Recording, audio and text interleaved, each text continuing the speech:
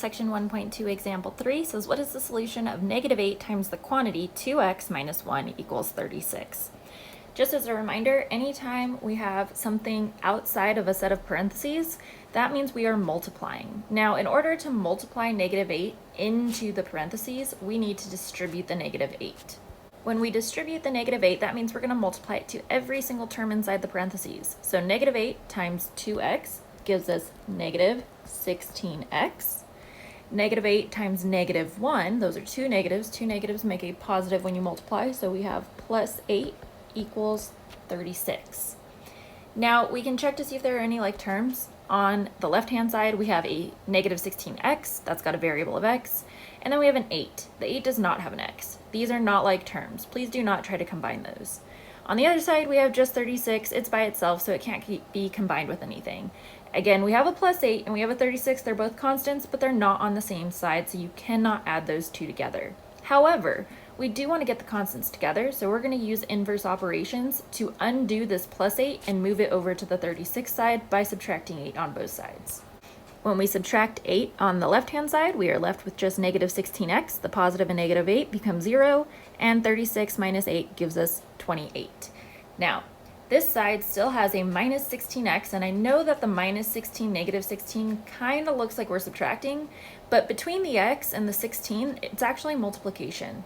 So over here, we're multiplying negative 16 by x, and to undo multiplication, you need division. So don't try to add 16 to both sides. You want to divide negative 16 on both sides.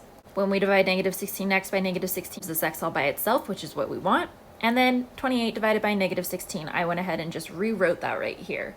Now, you may have thought, oh no, negative 16 doesn't go into 28, I did something wrong.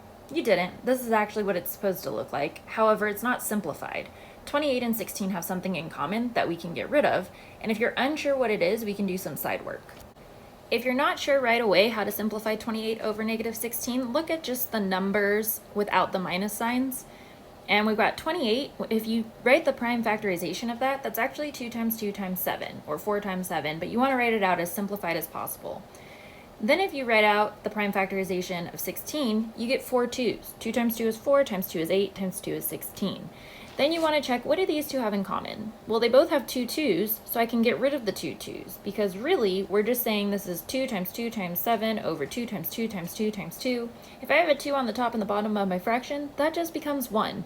And we don't need to write the ones. So that is why you normally will see these get crossed out, or people say they are eliminated. They don't just disappear, they're a 1, and we don't have to write out the ones.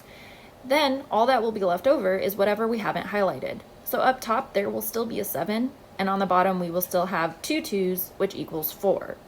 And don't forget your minus sign. This leaves us with x equals 7 over negative 4, and that is your final answer.